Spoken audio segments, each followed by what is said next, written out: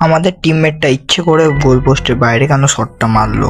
Hello everyone, কেমন আছো বন্ধুরা? আশা করি ভালোই আছো, আমিও ভালো আছি।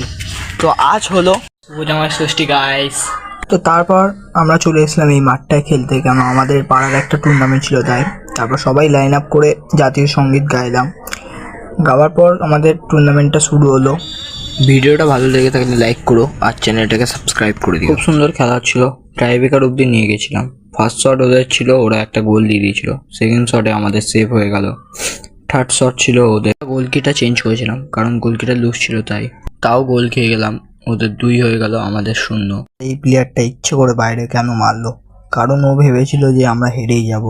कैसे कैसे लोग रहते हैं यार यहाँ पर। साला तुमको पागल कुत्ते का गाड़ी उठा के ले जाएगा बता रहे हैं हम। পরে এসেই দুপুরের লাঞ্চে পেয়ে গেছিলাম ডিমের তরকারি, পটলের ঝাল, ভাত আর একটা আম। খুব সুন্দর খাবার হয়েছে।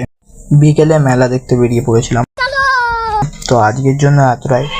নেক্সট ব্লগে তোমরা মেলার ব্লগটা পেয়ে যাবে। টাটা।